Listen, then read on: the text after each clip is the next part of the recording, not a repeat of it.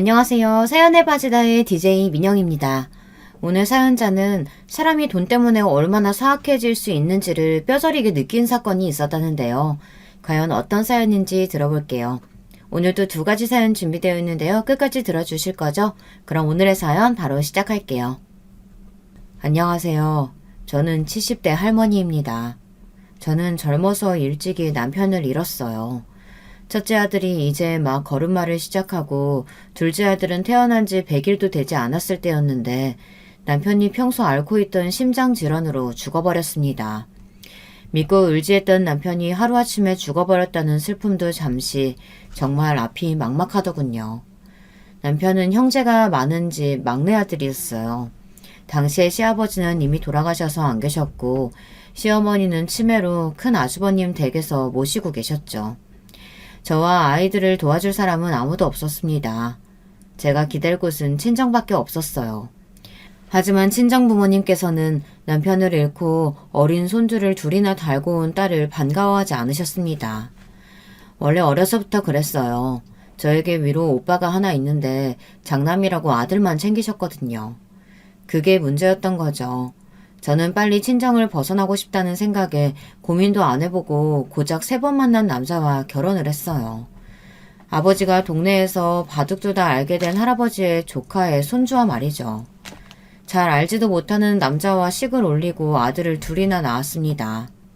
그때까지도 남편이 어릴 때부터 앓던 심장질환이 있다는 건 꿈에도 몰랐어요. 평소에 자주 숨을 벅차하길래 그냥 운동 보적이다 정도로만 생각했죠. 그런데 남편이 갑자기 죽어버렸을 때 그제야 시댁 식구들이 다들 입을 모아 이야기하더군요. 원래 어릴 때부터 심장이 약했다고요. 상갓집에서 망연자실한 제 뒤에 앉아 끊임없이 술을 먹으며 그런 소리를 떠들어대는데 저도 모르게 손이 떨리더니 배신감이라는 게 들더군요. 아, 내가 속았구나 싶더라고요. 저는 그래도 누구도 원망하지 않기로 했습니다. 제 남편이 어떤 사람이었든 누구였든 저에게 눈에 넣어도 아프지 않을 두 아들을 남겨주었으니까요. 저는 살아야 했습니다.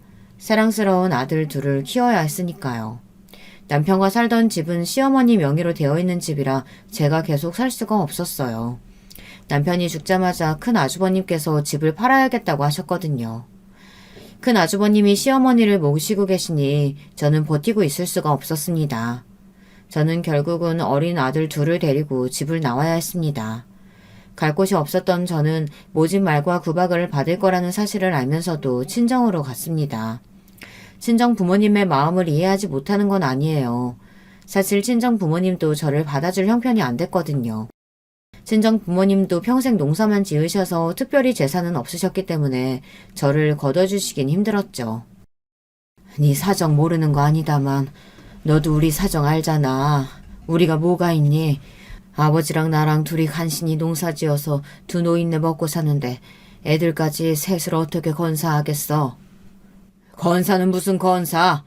다 늙은 부모한테 빌붙을 생각하지 말고 네가 빨리 정신 차리고 살 길 찾아라. 부모님은 하루라도 빨리 돈을 모아 나가라고 하셨어요. 과부된 딸까지 데리고 살 생각은 없으시다고요. 그런 소리까지 들었으니 저는 눈치를 안 볼 수가 없었죠. 저는 급한 대로 돈을 벌만한 일을 찾아다녔습니다. 친정어머니께 애 둘을 맡기고 남의 집 일이며 식당 일이며 안 해본 게 없다시피 다 하면서 살았어요. 아직 말도 못하는 자식 둘이 제 얼굴만 보고 있으니 가만히 있을 수가 없었습니다. 제 목표는 빨리 돈을 모아 애들 데리고 살만한 작은 월세 보증금이라도 구하는 거였어요. 그때는 정말 하루하루가 멀쩡하게 넘어가는 날이 없었습니다. 그래도 부모님이 농사를 지을 때는 저도 밥은 얻어먹고 다닐 수 있었는데 부모님이 땅을 팔고 나서는 그마저도 쉽지 않았어요. 어느 날 갑자기 찾아온 오빠가 부모님께 괜한 소리를 해서 땅을 팔아버리셨거든요. 이제 연세도 많으신데 언제까지 농사 지으실 거예요. 가지고 있어봐야 돈도 안 되는 땅 하루라도 빨리 팔아서 편하게 사시는 게 낫죠. 그래. 나나 네 엄마나 몸도 어디 하나 멀쩡한 곳도 없으니 너는 농사 짓기도 힘들어. 우리 장남이 알아서 잘 팔아봐. 땅을 팔라고 부추긴 건 오빠인데 정작 땅을 팔고 나니 오히려 제가 부모님의 생계까지 책임져야 했습니다. 아버지가 땅을 팔자마자 오빠는 기가 막히게 나타나 사업 자금이 필요하다고 아버지가 땅 판 돈을 다 가져가 버렸어요. 그 이후로 아버지든 어머니든 돈 들어갈 일만 생기면 당연하다는 듯 저에게 달라고 하셨습니다. 제 처지에 제 아들들이랑 나가 살 집 구해야 할 돈이라고 줄 수 없다고 할 수도 없는 어르신이 급한 대로 버는 족족 부모님께 드렸습니다. 저는 수중에 돈이 없으니 항상 불안했지만 그래도 혼자 보더는 부모님 곁에 있는 게 낫다는 생각이 들어 없는 살림에도 부모님을 챙겼어요. 제가 나가 일하는 동안 부모님께서 아들들을 봐주셔서 마음 편히 일할 수 있는 거니까요. 문제는 그 이후에도 오빠는 틈만 나면 아버지를 찾아와 돈 이야기를 했다는 겁니다. 친정 부모님은 장남인 오빠 말이라면 똥으로 매주를 만든다고 해도 믿으실 분들이에요. 오빠는 하다하다 부모님이 사시던 집까지 팔아먹으려고 집문서를 가지러 왔다가 저와 마주쳤어요.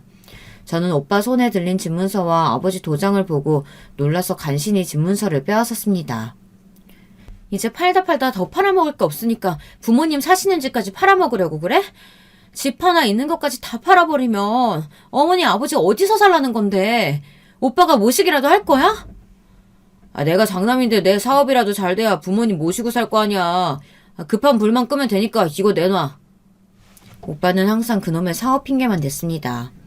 말도 안 되는 소리 좀 하지 마. 사업이 그 정도로 안 되는 거면 하루빨리 그만두고 다른 일을 해야지. 언제까지 사업한답시고 집안 뿌리 흔들 거야. 얼씨구. 겨우 중학교도 못 나오니까 뭘 한다고 오빠한테 훈계질이야. 부모님은 내가 알아서 하니까 너는 신경 꺼. 오빠 때문에 부모님이 거리에 나앉게 생겼는데 내가 어떻게 가만히 있어? 오호라. 이제 보니까 내가 이 집 팔면 너랑 너희 새끼들 갈 데 없을까봐 그러는 거구나. 너야말로 부모님 옆에 빌붙어 살 생각하지 말고 빨리 네 살 길이나 찾아 나가. 오빠는 막무가내였습니다. 하나뿐인 동생이 남편을 잃고 가부가 돼서 어린 조카들과 막막하게 살고 있는데도 전혀 신경이 쓰이질 않나 봅니다. 그때 알았죠. 세상에 믿을 놈 하나 없다는 걸요. 오빠는 장남이라고 부모의 사랑과 관심, 지원까지 모두 다 독차지하며 살았어요. 부모님이 그렇게 애지중지 키웠어도 오로지 자기밖에 모르더군요. 자기 하는 일에 제가 방해되니 저를 치워버리려고 했습니다. 저는 아무래도 이러고 있으면 안 될 것 같아 부모님께 제가 본 그대로 말씀드렸어요. 오빠가 부모님 모르게 집문서를 가지고 가려고 했다고요. 그런데 더 어이가 없었던 건 아버지의 태도였습니다. 장남이 힘들다는데 아버지가 못해줄 게 뭐가 있어? 집문서가 아니라 내 목숨을 내놓으라고 해도 줄 수 있지. 부모가 못나서 더 많이 못 도와줘서 미안타. 똑같은 자식인데 어떻게 저렇게 다를 수가 있을까요? 제가 가부가 돼서 애 둘을 데리고 들어왔을 땐 하루라도 빨리 돈 모아 나가라고 하시더니만 도대체 아들이 뭐길래 아들한테는 땅도 팔아주고 집문서까지 내어줄 수 있을까요? 도무지 이해할 수 없었습니다. 아버지, 제가 지금 당장 집을 팔겠다는 게 아니라 대출 조금만 받으려고 그러는 거예요. 받을 돈이 있는데 아직 받지를 못해서 그러는 거니까 돈 받는 대로 바로 갚을게요. 아이고, 우리 아들이 그동안 마음고생이 심했겠네. 걱정하지 말고 지금 당장 나랑 같이 은행 가자. 필요한 돈이 얼마든 내가 다 빌려다 줄게. 저는 기가 차서 말도 안 나왔습니다. 제가 얼마 전에 아들 돌이라 떡이라도 좀 해야겠다고 말했을 땐 들은 척도 안 하시더니만 오빠가 힘들다는 말에 아주 안쓰러워 어쩔 줄 몰라 하시더군요. 아버지는 곧장 집문서를 오빠에게 줬어요. 오빠는 부모님 집을 담보로 대출받아 홀라당 가져갔습니다. 오빠 하는 짓도 얄미워 죽겠는데 아버지는 그날 밤 저를 불러 화를 냈습니다. 집을 파는 것도 아니고 고작 몇 푼 대출받는 건데 저한테 왜 설레발을 쳤냐고 나무라셨어요. 그러면서 다시는 오빠 앞에서 언성 높이지 말라고 경고까지 하셨죠. 저는 그때 결심했습니다. 사람이 살기 힘들어지면 원래 부모 형제도 못 알아보는 건데 제가 지금까지 너무 세상을 순진하게 봤던 거죠. 저는 오로지 제 자식들만을 위해 살겠다 다짐했습니다. 결심이 서니 정신이 바짝 들더군요. 저는 며칠 뒤 아이들을 데리고 친정을 나왔습니다. 그나마 어머니는 저에게 갈 데가 어디 있냐고 연신 물으셨지만 아버지는 그마저도 궁금해하지 않으셨어요. 오히려 앓던 이가 빠지게라도 한 것처럼 홀가분해 하셨죠. 저는 수중에 몇 푼 되지도 않은 돈을 가지고 무작정 집을 나와 살만한 곳을 구했어요. 친정을 나와 셋이 살기 시작한 동네는 달동네 같은 곳이었는데 작은 구멍가게에 방이 딸린 집이었어요. 애들을 키우면서 먹고 살기엔 딱인 것 같아 다 무너져가는 구멍가게를 샀습니다. 거기서 애들은 국민학교까지 보냈어요. 국민학생인 아들 둘과 셋이 누우면 머리가 장롱에 닿고 발바닥이 벽에 닿았지만 그래도 점점 더 좋아질 거라 기대하며 열심히 살았어요. 물론 여자 혼자 애 둘을 키운다는 게 쉬운 일은 아니었습니다. 한 번은 그런 적이 있었어요. 동네가 달동네라 워낙 후미진 곳에 있어서 동네 구멍가게에도 외상을 짓는 사람들이 많았어요. 당시에 쌀을 포대로 갖다 놓고 한 바가지씩 돈을 받고 팔았는데 자꾸만 쌀만 가져가고 외상을 하는 여자가 있었습니다. 어린 아이와 노모를 모시고 산다고 하도 사정을 해서 한두 번 외상을 줬어요. 저도 혼자 애 둘을 키우니 그 사정이 이해가 돼서 배려를 해준 거였죠. 그런데 이 여자가 언제부터는 아예 작정하고 제가 없고 아들만 있을 때 일부러 와서 자꾸만 외상을 해갔습니다. 쌀뿐만 아니라 술과 담배까지 자꾸 외상으로 가져갔죠. 제가 몇 번이나 외상값을 달라고 찾아갔는데도 돈을 주지 않았어요. 저도 땅 파서 장사하는 게 아니니 더는 봐줄 수 없어 그 여자에게 앞으로 다시는 물건을 팔지 않겠다고 단호하게 말했어요. 그런데 그 여자가 대뜸 저에게 소리를 지르며 화를 내더군요. 같은 과부 처지에 너무하네. 어린애랑 노모가 쫄쫄 굶고 있다는데 야박하게 자꾸 이럴 거야? 내가 다음 날이면 돈 생기니까 그때 갚겠다잖아. 그렇게 시간만 끈 게 벌써 몇 달째예요. 나도 땅 파서 장사하는 거 아니니까 외상값부터 갚아요. 그러면 물건 팔 테니까. 저도 웬만하면 야속하게 굴고 싶지 않았어요. 하지만 저도 하루 벌어 하루 사는 처지에 남의 상황을 봐줄 수는 없었습니다. 그런데 며칠 뒤 말도 안 되는 일이 벌어졌어요. 웬 깡패 같은 덩치 큰 남자가 술에 잔뜩 취해 가게를 찾아와 행패를 부렸습니다. 네가 외상값 안 갚는다고 내 마누라한테 쌀도 안 주고 술도 안 판다며? 동네 장사하면서 외상 안 해주면 어쩌겠다는 거야? 남자는 가게 안의 물건들을 발로 뻥뻥 차더니 바닥에 있던 쌀포대를 던져버렸습니다. 바닥에 그대로 떨어진 쌀포대가 터져 사방으로 흩어졌어요. 그 순간 저는 눈이 뒤집혔습니다. 남자고 깡패고 간에 너 죽고 나 죽자였어요. 저는 남자에게 달려들어 제 2배만한 몸을 밀치며 지금 뭐하는 짓이냐고 소리를 질렀습니다. 그러자 더 화가 난 남자가 저를 세게 밀었어요. 저는 그대로 바닥에 꼬꾸라졌습니다. 에이구, 여자가 이렇게 독해 빠졌으니 남자도 잡아보겠지. 앞으로 한 번만 더 내 마누라한테 외상 안 해줬다가는 내가 이 구멍가게 불을 질러버릴 테니까 그런 줄 알아? 알고 보니 매일 우리 가게에서 외상을 해가던 여자는 과부가 아니었어요. 버젓이 남편이라는 작자가 있었습니다. 저에게 동질감을 느끼게 해서 외상을 가져가고 싶었던 건지 그게 아니면 못난 알코올 중독 남편은 죽은 거나 다름없으니 과부라고 한 건지는 모르겠지만 그 여자에게는 노모가 아닌 무식한 남편이 있었습니다. 저는 그 다음날 바로 경찰에 신고했어요. 남자가 가게에 와서 행패를 부린 그대로 경찰에게 보여주고 지금까지 그 집에서 갚지 않은 외상 장부도 보여줬죠. 알고 보니 그 알코올 중독에 걸린 남자는 폭력 전과도 있고 최근에 절도죄로 교도소에 다녀왔더군요. 경찰은 우선 파손된 물건과 외상값을 갚으라고 경고를 하고 갔어요. 하지만 비슷한 일이 또 있으면 그때는 이 정도로 끝나지 않을 거라고 남자에게 경고하더군요. 남자가 돌아가고 난 뒤 저는 혼자 바닥에 주저앉아 바닥에 떨어진 쌀을 다 주웠어요. 한 톨도 남김없이 주우려고 몇 시간 동안 바닥을 기어다녔는지 모릅니다. 애들이 없었을 때면 내가 왜 이런 취급을 받으며 여기서 이러고 있나 신세 한탄이나 하다 가게고 뭐고 포기했겠지만 저는 그럴 수 없었습니다. 버티고 살아야 했으니까요. 여자 몸으로 혼자 애 둘을 키우며 산다는 게 참 쉽지 않았습니다. 그런데 그날 저녁 남자는 다시 가게로 찾아왔어요.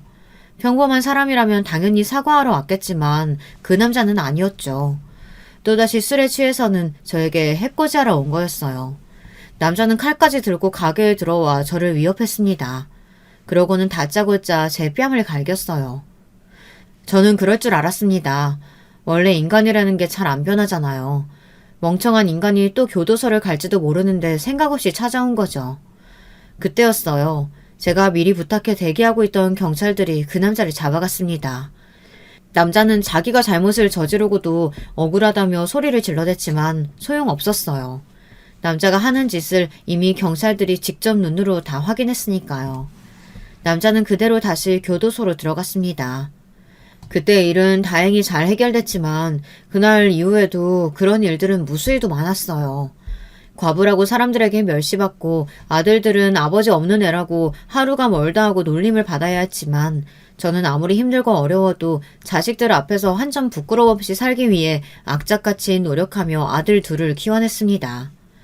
그렇게 열심히 산 덕분에 저는 막내가 중학교에 들어갈 때쯤 그 지긋지긋한 동네를 벗어나 방이 3개나 되는 집도 사고 원래 하던 구멍가게에 10배는 되는 동네 마트를 인수했습니다. 그렇게 열심히 산 덕분인지 아들 둘은 자랑스럽게 자랐어요. 큰아들은 명문대를 나와 이름만 대면 다 아는 대기업에 들어갔고 둘째 아들은 외교관이 되어 세계 여기저기를 돌아다니고 있습니다. 아들들만 생각하면 저는 밥을 안 먹어도 배가 다 불렀어요. 젊어 고생은 사서도 한다는데 제가 젊어서 고생하며 산 덕에 우리 아들들이 남들 앞에 인정받으며 사는 것을 보면 마음이 벅찼습니다. 지금 죽어도 여한이 없다는 말이 딱 맞았어요. 그런데 이제 아무 걱정 없이 살면 되겠다 싶었던 순간에 또 새로운 고난이 찾아오더군요. 자식이라는 게 참 마음대로 되질 않아요. 이제 웬만해선 돈 걱정은 안 해도 되고 아들 둘 다 장성했으니 장가만 보내면 되겠다 싶었는데 큰아들이 결혼하겠다고 데려온 며느리감이 마음에 안 들었어요. 제 아들은 명문대도 나오고 대기업도 다니고 있는데 여자는 대학도 못 나오고 어디 보험회사인가 다니는 애를 데리고 왔더라고요. 거기다가 부모가 일찍 돌아가셔서 오빠랑 둘이서만 살았대요. 고아나 다름없는 거죠. 사실 저도 제가 이럴 줄은 몰랐는데 아들이 데려온 여자가 너무 마음에 안 드니 반대를 하게 되더군요. 이 어미가 이 정도 나이까지 살아보니까 사람은 다 비슷비슷한 사람끼리 살아야 잘 살더라. 괜히 안쓰럽고 불쌍하다고 동정하는 마음을 사랑이라고 착각하고 살면 나중에 후회하게 되어 있어. 엄마, 나도 어릴 때 아버지 돌아가시고 힘들게 살았잖아. 나는 뭐가 다르다고 그래요. 엄연히 다르지. 너도 네 엄마가 있잖아. 아버지 없는 애들이라는 소리 안 듣게 하려고 엄마가 혼자 얼마나 악착같이 버티면서 키웠는데. 봐라. 내가 너랑 네 동생을 얼마나 훌륭하게 키웠는지. 좋은 대학 나오고 남들이 알아주는 직장 다녀야만 훌륭한 거예요. 영자 씨도 오빠가 혼자 힘으로 훌륭하게 키워서 열심히 살고 있다고요. 엄마, 제발 조건만 보지 말고 영자 씨의 내면을 봐주세요. 아들은 뜻을 굽히지 않았어요. 그 여자가 아니면 평생 결혼도 안 하고 독신으로 늙어 죽겠다고 고집을 피웠죠. 세상에 자식 이기는 부모가 어디 있겠습니까? 저는 세상에서 제일 무서운 게 바로 자식들이에요. 비슷한 일을 전에도 한번 겪었던 적이 있거든요. 작은 아들이 하겠다는 일을 못하게 했다가 작은 아들하고도 등지고 살 뻔했어요. 작은 아들은 서울에서 대학을 다니다 다짜고짜 미국으로 유학을 가겠다고 선언하고 미국으로 가버렸습니다. 물론 본인이 능력이 있으니 선택한 길이었지만 어려서부터 단 한 번도 떼어놓은 적 없었던 자식이 하루아침에 그 머나먼 길을 간다고 하니 저는 너무 서운했습니다. 그래서 처음엔 허락해주지 못했어요. 아무리 자식이 원하는 길이어도 제가 사랑하는 아들들이 멀어지는 건 싫었거든요. 그때 이런저런 핑계를 대며 작은 아들을 잡았는데 아들은 제가 돈 때문에 그러는 줄 알고 마음 상해했습니다. 나도 혼자 그 먼 나라 가는 거 무섭고 겁나요. 근데 내가 태어나서 처음으로 하고 싶은 일이 생겨서 그러는 건데 이 정도도 못 도와주세요? 정 지원해주시기 힘드시면 제가 가서 일하면서 공부할게요. 제가 나가서 공부하고 와야 돌아와서도 엄마가 좋아하는 돈, 그 돈 많이 벌어들일 수 있어요. 그러니까 투자라고 생각하고 등록금이랑 비행기 티켓만 좀 도와주세요. 아들은 완강했습니다. 무슨 수를 써서든 미국에 가고 싶어 했죠. 저는 돈 때문에 이러는 게 아니라고 말했는데도 아들은 믿지 않았어요. 제가 혼자 힘으로 아들 둘을 키우느라 돈돈거리고 악착같이 사는 모습만 곁에서 지켜봐서인지 아들들은 제가 무슨 돈에 미친 사람이라고 생각하고 있었거든요. 결국은 작은 아들에게 졌어요. 그때 제가 아들에게 진 덕분에 아들은 훨훨 날아 미국으로 가버리더니 외교관이 되어 돌아왔습니다. 사실 돌아온 건 아니에요. 외교관이 되고 나서는 한국에 있는 시간이 거의 없어서 1년에 딱 2번 있는 명절에도 얼굴 보기가 힘들거든요. 거기다가 둘째는 미국에 있을 때 만난 여자와 결혼을 했어요. 겉모습은 한국인인데 속은 미국인이라 외국인이나 다름없었죠. 한국어도 서툴고요. 그러다 보니 며느리라고 해도 남보다 어려웠어요. 한국에 와봐야 손님같이 행동하니 제가 자식이라고 기대할 수 있는 게 전혀 없었죠. 그래서 더 큰아들 결혼에 신중했던 거예요. 저도 어쩔 수 없는 옛날 사람이라 큰아들이 장남이기도 하고 작은아들은 저렇게 외국 생활만 하느라 어머니를 챙길 생각을 안 하니 집안에 맏며느리라도 좀 제대로 된 애가 들어왔으면 했죠. 더군다나 결혼 이야기가 나오기 전까지 큰아들은 단 한 번도 제 속을 썩인 적이 없는 착한 아들이었어요. 사춘기 때도 작은 투정 한 번 부린 적이 없었고요. 그런 아들이 저에게 반기까지 들며 그 여자가 그렇게 좋다고 하니 저로서는 반대할 명분이 없었습니다. 더 반대했다가는 결혼도 안 하고 저도 안 보고 살 작정이라고 하는데 어떻게 반대를 하겠어요. 저는 20대에 과부가 돼서 제 인생을 바쳐 키운 아들들을 모두 환갑이 되기 전에 장가도 보내고 독립을 시켰습니다. 아들들의 인상이 전부 제 마음에 드는 건 아니었지만 그래도 부족한 거 없이 다 이뤄냈다고 생각했어요. 그 점에 있어서는 나름 자부심도 있었고요. 그런데 육아라는 게 장가 보냈다고 다 끝나는 게 아니더군요. 새 식구가 생기니 더 신경 쓸 일도 많고 문제도 많았어요. 맏며느리라 저도 모르게 기대를 좀 했는데 기대를 하면 할수록 실망할 일이 생기더군요. 당연한 일이었죠. 제 자식도 제 말을 안 듣고 마음대로 안 되는데 남의 자식이 마음대로 되겠어요. 한 번은 이런 일이 있었습니다. 큰아들이 결혼한 지 얼마 되지 않아 바로 아들 생일이었습니다. 저는 평생 일을 하며 애 둘을 혼자 키워냈지만 아들들 생일만큼은 빠지지 않고 챙겼습니다. 사실 생일이란 게 별거 없잖아요. 미역국이랑 반찬 몇 가지 해서 먹이고 케이크 사다가 초에 불 붙여서 끄면 그만이잖아요. 참 별거 아니라도 그게 사람 사는 도리이고 낙이니 잊지 않고 챙기려고 노력하며 살았죠. 저는 결혼하고 나서 첫 생일이니 당연히 며느리가 알아서 준비할 줄 알았습니다. 그런데 아들 생일이 며칠 남지 않았는데도 큰며느리는 전화 한 통이 없더라고요. 제가 큰 기대를 하는 건진 몰라도 명색이 결혼하고 첫 생일인데 주말에 가족끼리 만나 식사라도 하지 않을까 기대했습니다. 그런데 정작 아들 생일 전날까지 며느리고 아들이고 연락이 아예 없길래 그냥 둘이 알아서 시간을 보내려나 보다 하고 말았죠. 신혼인데 둘이 보내고 싶은가 보다 싶어서요. 그런데 생일 당일날 아침 아들에게 축하 전화를 했더니 아들이 미역국도 못 먹고 출근을 했답니다. 저는 미역국은 아니라도 그래도 뭐라도 먹고 출근했겠지 했는데 아예 빈속이래요. 원래 자기들은 둘 다 아침을 먹지 않는답니다. 아무리 평소에는 아침을 안 먹어도 생일날인데 빵이라도 하나 입에 물고 나와야지. 어떻게 하루 종일 나가서 일하는 사람들이 빈속으로 출근을 해? 엄마는 새벽에 일어나 가게 나가기도 전에 너희들 먹을 밥상 다 차려놓고 나갔어. 전화하기 전까지는 분명 괜히 잔소리하지 말아야지. 이러면 며느리고 자식이고 싫어한다는 걸 알면서도 제 자식이 귀하니 마음이 좋지 않아 저절로 말이 튀어나왔어요. 이럴 줄 알았으면 저라도 전날 미역국이라도 끓여다 줬을 텐데 마음이 불편하더라고요. 엄마, 안사람도 나랑 똑같이 출근하고 퇴근하는데 아침 차릴 시간이 어딨어요. 우리 부부는 이렇게 사는 게 편해서 그런 거니까 괜한 신경 쓰지 마세요. 미역국은 평소에도 매일 먹는데 생일이라고 꼭 챙겨 먹을 거 뭐 있어요. 그냥 저녁에 와이프랑 만나서 함께 사 먹고 들어갈 거니까 걱정하지 마세요. 더 서운한 건 아들 녀석의 말이었습니다. 나랑 살 때는 생일이면 불고기를 해달라, 갈비찜을 해달라 난리더니 자기 아내한테는 아침밥을 안 차려줘도 상관없고 저녁엔 나가서 맛있는 거 사 먹겠다네요. 당연한 말인데 제 귀에는 왜 얄밉게 들리는지 모르겠어요. 나도 아침잠 더 자는 게 좋고 밖에 나가 외식하는 게 더 편하고 좋은 사람이에요. 저랑 살 때는 일절 제가 아침에 바쁜지 어떤지 관심도 없고 뭘 좋아하는지 알지도 못하던 아들이 자기 아내만 신경 쓰고 걱정하는 게 꼴보기 싫었습니다. 저도 어쩔 수 없는 시어머니인가 봐요.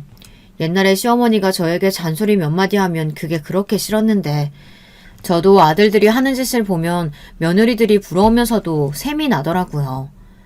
저는 아무래도 이러고 있다가는 큰아들 녀석이 생일에 미역국도 못 얻어먹을 것 같아 급하게 점심때 미역국을 끓였습니다. 아들놈이 좋아하는 굴을 잔뜩 넣고 굴 미역국을 끓였어요. 그러고는 곧장 가게를 직원들에게 맡기고 택시를 잡아타고 아들네 집에 갔습니다. 괜히 저녁 때 가면 애들 퇴근하고 둘이 시간 보내는데 방해하는 것 같아서 낮에 살짝 두고 오려고요. 당시에 애들 집이 회사 근처에 있는 작은 복도식 아파트였는데 엘리베이터에서부터 아들네 집 현관이 열린 게 보였어요. 저는 이 시간에 왜 집 문이 열려있나 싶어 놀라서 집에 달려갔습니다. 아들이고 며느리고 둘 다 일하러 갔을 시간이니까요. 그런데 제가 집 안에 들어갔다가 깜짝 놀랐어요. 글쎄 며느리가 거실에 대자로 누워서 자고 있더라고요. 오후 2시가 넘은 시간에 말이죠. 저는 기가 막혀서 며느리를 깨웠습니다. 요즘에는 상상도 할 수 없는 일이지만 옛날에는 여름이면 다들 현관문은 열어놓고 생활하긴 했어요. 에어컨이 집마다 있을 때가 아니다 보니 날씨가 너무 더우면 창문이고 문이고 다 열어놓고 살았죠. 활짝 열린 현관문이 문제가 아니라 집안 상태가 문제였습니다. 도무지 청소나 빨래를 하지 않는지 집안이 엉망이었어요. 그때 저를 보고 놀란 건 며느리도 마찬가지였습니다. 저는 끓여온 미역국을 가스레인지 위에 올려놓으면서 왜 이 시간에 집에 있냐고 물었어요. 출근했을 시간 아니냐고요. 보험일이라는 게 사무직처럼 사무실에 하루 종일 앉아있는 일이 아니어서요. 오늘은 일이 없어서 집에서 좀 쉬고 있었어요. 금요일에는 보험일을 하다 보니 출근 시간이나 퇴근 시간이 대중이 없다네요. 그래서 낮에는 집에 있을 때도 많대요. 저는 몰랐습니다. 항상 큰아들에게 전화하면 큰며느리가 바쁘다고 하니 저는 그런 줄만 알았죠. 그래, 그럼 내가 괜히 왔구나. 나는 새아기 네가 바쁜 줄 알고 애 생일이라 굴 미역국 좀 끓여왔지. 며느리가 집에 있는 줄 알았으면 집까지는 안 왔을 텐데 저는 괜히 실수했다 싶어 급하게 미역국만 주고 가려고 했습니다.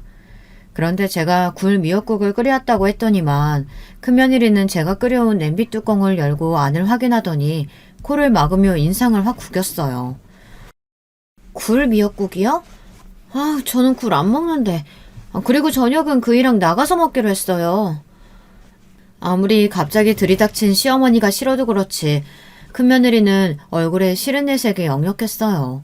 그러면서 냄비 뚜껑을 세게 닫아버리더군요. 그 모습을 보는데 저도 모르게 미간이 구겨졌습니다.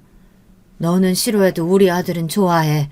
아무리 외식이 좋아도 그래도 애 생일인데 미역국이라도 자기가 좋아하는 걸로 먹여야지. 생일날까지 아내 눈치 봐야 하겠니? 너는 아내라는 애가 어쩜 그렇게 남편을 챙길 줄을 모르니? 저도 못된 시어머니 노릇은 하고 싶지 않았지만 며느리 하는 꼬락서리를 보니 저도 모르게 말이 툭툭 튀어나왔습니다. 제 아들은 아내 편하게 해주겠다고 평생 꼬박꼬박 먹던 아침밥도 안 먹고 출근하고 시어머니 앞에서 매번 며느리 편까지 들어주는데 며느리는 도대체 제 아들을 위해서 뭘 하는 건지 모르겠더군요. 음식은 물론이고 집안 꼬락서니를 보니 살림하고는 아예 담을 쌓고 사는 것 같더라고요.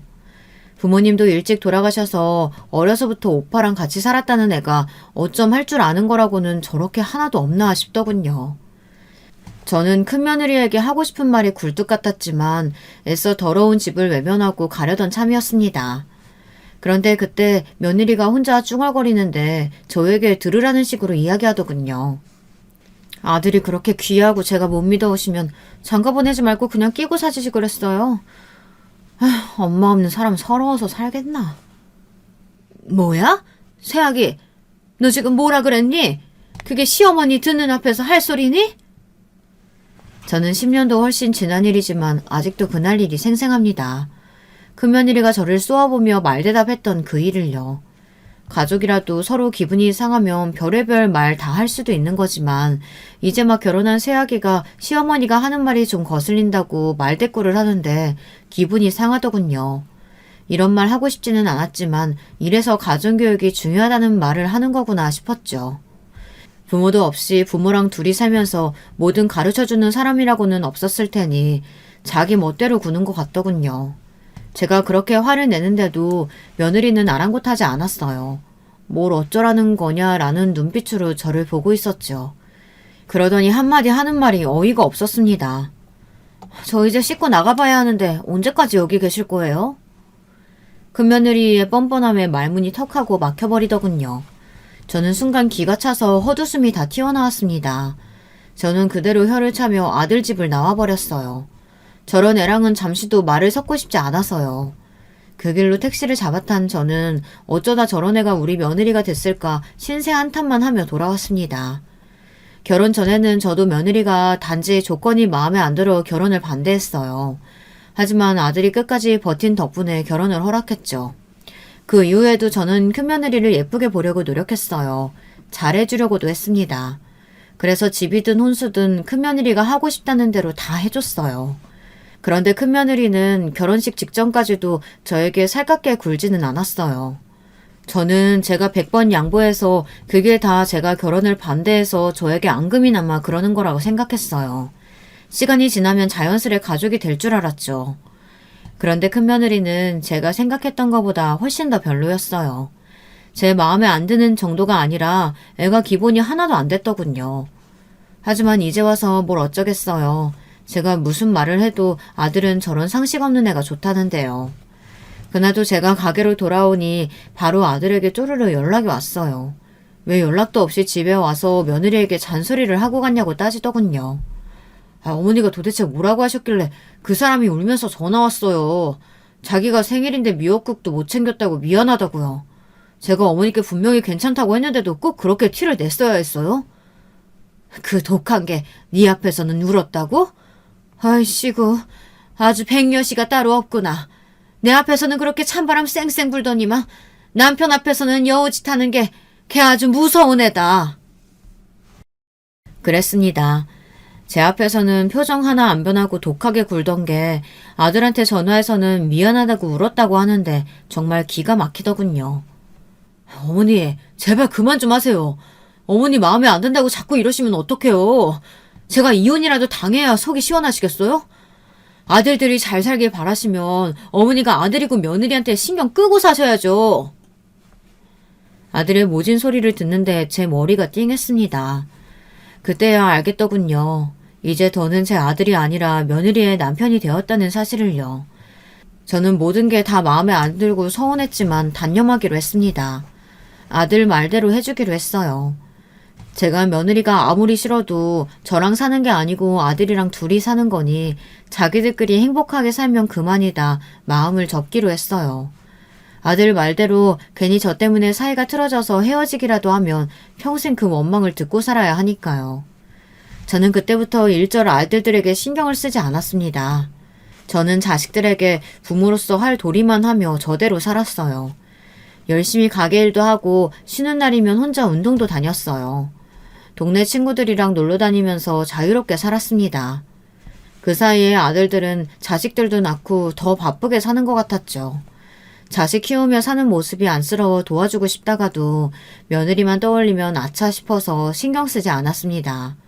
제가 또 나서서 한 소리 해도 어쩌니 저쩌니 난리를 칠 테니까요. 그러던 중 도저히 제가 참견하지 않을 수 없는 일이 생겼습니다. 어느 날 갑자기 큰아들에게서 연락이 왔는데 저더러 큰며느리가 들라고 한 보험을 다 들었냐고 하더군요. 그래서 저는 몇 가지 들었다고 했어요. 사실 큰며느리가 다른 건 몰라도 일 하나는 잘해요. 부모님이 일찍 돌아가시고 큰며느리 오빠가 먼저 보험회사에 다니면서 동생을 키웠는데 큰며느리도 성인이 되면서 자연스레 바로 오빠를 따라 같이 보험을 팔기 시작했다더라고요. 큰며느리는 20대 초반부터 보험을 했기 때문에 경력이 오래됐어요. 큰며느리도 그렇고 큰며느리 오빠도 둘 다 보험왕도 여러 번 했다고 하더라고요. 그랬으니 저도 큰며느리에게 보험을 여러 개 들었어요. 큰며느리가 꼭 필요한 거라고 하길래 알아서 들어달라고 했죠. 덕분에 저도 병원에 가면 병원비도 거의 다 받을 수 있어서 잘했다고 만족하고 있었어요. 그래서 주변 아는 사람 여러 댁에 며느리를 소개했고요. 그런데 제 말에 아들이 갑자기 버럭 소리를 지르며 혹시 주변에 아는 사람들도 소개해줬냐고 묻더군요. 그래서 주변에 며느리가 보험한다고 이야기는 했다고 했습니다. 그래서 주변에 물어보면 며느리 연락처를 알려줬다고요. 그러자 아들이 깊은 한숨을 몰아쉬었어요. 그러더니 한다는 소리가 걱정되더군요. 지금까지 들은 건 할 수 없는데 앞으로는 괜히 주변 사람 소개하지 마세요. 그 일로 제가 좀 회사에서 곤란해져서 그러는 거니까 앞으로는 준호 엄마가 사람 소개해달라고 해도 소개해주지 마세요. 저는 걱정되어서 무슨 일이냐고 왜 그러는지 꼬치꼬치 물었어요. 제가 제 아들을 아는데 예산일이 아니면 이렇게 심각하게 얘기할 애가 아니거든요. 계속 입을 다물고 있던 아들이 제 걱정에 끝내 입을 열었는데 아들 하는 말이 기가 막혔습니다. 글쎄 큰며느리가 자기 오빠랑 작당하고 이래저래 보험 사기 비슷하게 하다가 걸렸나 봐요. 큰아들 말이 심각한 건 아니라는데 제가 보기엔 절대 작은 일이 아니었습니다. 큰며느리가 큰아들 주변에 아는 직장 동료들까지 소개를 받아 싹 다 보험 설계를 했대요. 그래서 그 해에 큰며느리가 또 보험왕이 됐답니다. 그런데 거기서 끝이 아니었어요. 며느리 본인이 계약한 회원들 정보를 자기 오빠한테 멋대로 넘겨 그 명의를 가지고 다른 보험까지 들게 유도했나 봐요. 물론 그런 식으로 영업할 수는 있지만 그런 과정에서 사람들에게 돈까지 주며 계약을 받은 겁니다.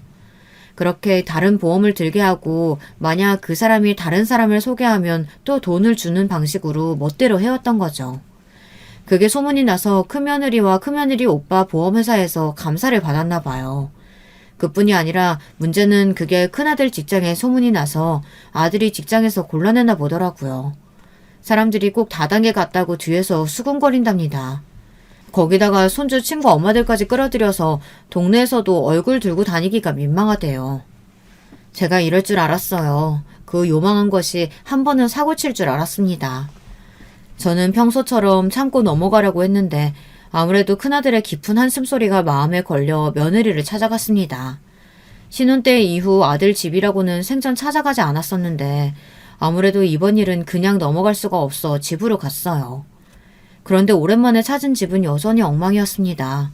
애가 둘이나 있는데도 여전히 청소를 안 하는지 집안꼴이 말이 아니더군요. 거기다가 큰며느리의 오빠도 버젓이 집에 와 있었어요. 원래 자기 집 마냥 자주 온다는 이야기는 아들에게 들은 적이 있었는데 막상 제 눈으로 보니 기분이 좋지는 않더군요. 사실 그런 사사로운 것까지 신경 쓰이지도 않았어요. 단지 제 아들과 손주들이 걱정될 뿐이었습니다. 저는 며느리에게 회사에서 감사 들어간 건 어떻게 됐냐고 물었어요. 일하는데 별 문제는 없는 거냐고요. 그러자 큰며느리는 아무렇지 않다는 듯 원래 보험회사라는 게 감사하는 게 흔한 일이랍니다. 별로 심각한 일이 아니라네요. 저는 며느리의 태도가 마음에 들지 않아 마음을 가다듬고 최대한 차분하게 말했습니다. 아무리 돈 버는 것도 좋지만 사람이 주변에 민폐 끼치고 나가서 사회생활 하는 사람 곤란하게 하면 안 되는 거지. 어떻게 남편 직장 사람들한테까지 그런 짓을 해? 어머님이 무슨 소리를 듣고 오셨는지 몰라도 원래 영업하는 사람들은 다들 그렇게 하는 거예요.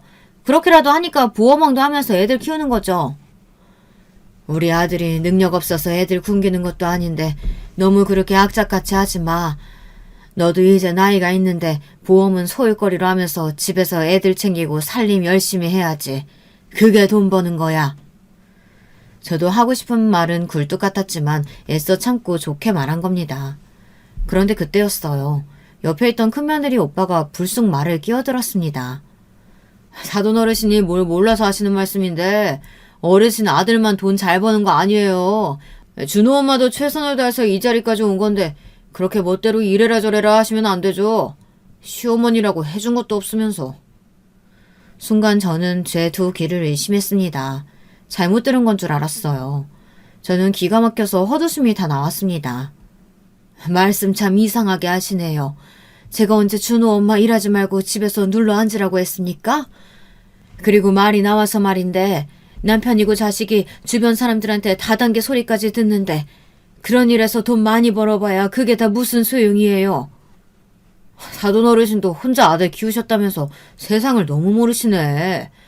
먹고 살려면 다단계든 뭐든 원래 뭐든지 해서 먹고 사는 겁니다. 직업에는 원래 귀천이 없어요. 형님, 지금 저희 어머니께 뭐 하시는 겁니까? 왜 언성을 높이고 그러세요? 그때였습니다. 마침 퇴근하고 돌아온 아들이 집에 돌아오다가 상황을 보고 놀라서 제 앞을 가로막고 섰어요. 매제, 내가 못할 소리 했나? 사돈 어르신이 잘 알지도 못하면서 툭하면 내 동생 시집살이 시키는데 나도 가만히 못 있겠네. 내 동생이 뭘 해서 먹고 살든 말든 도대체 무슨 상관이냐고. 그렇게 아들이 걱정되면 돈이나 좀 펑펑 주든지. 형님, 그만하세요. 아무리 뭘 몰라도 할 말 못할 말 구분은 하셔야죠. 그만 돌아가세요. 뭐야? 내가 모르긴 뭘 몰라. 자네야말로 명문대 좀 나왔다고 매일 뻐기는데 그래봐야 월급쟁이 주제에 어디서 잘난 척이야? 아이고, 이게 도대체 무슨 일이라니. 집안 꼴 잘 돌아간다. 저는 속이 상하다 못해 문드러져서 그대로 아들 집을 나와버렸어요. 도대체 어디서 저런 무식한 인간들이 내 아들 인생에 끼어들어서 이런 못 볼 꼴까지 봐야 하는 건지 모르겠습니다. 그날 이후 아들은 저에게 죄송하다고 전화가 왔어요. 며느리와 며느리 오빠와도 잘 풀었으니 걱정하지 말라고요. 아들이 걱정하지 말라고는 했지만 저는 그런 아들이 더 걱정됐습니다. 예전에는 그래도 며느리랑 둘이 잘 사는 것 같아 보였는데 요즘은 아들 얼굴이 영 좋지 않았거든요. 마음고생도 좀 하는 것 같고요. 그런데 며칠 뒤 웬일로 큰며느리한테 전화가 먼저 다 오더군요. 아무래도 며칠 전에 일이 마음에 걸렸는지 저에게 저녁을 다 대접하겠다네요. 그것도 밖에서 먹는 게 아니라 집에서 큰며느리가 저를 위해 상을 차리겠대요. 며느리가 저를 위해 밥을 차려준 게 우리 집에 시집 온 지 몇십 년 만에 처음 있는 일이었습니다.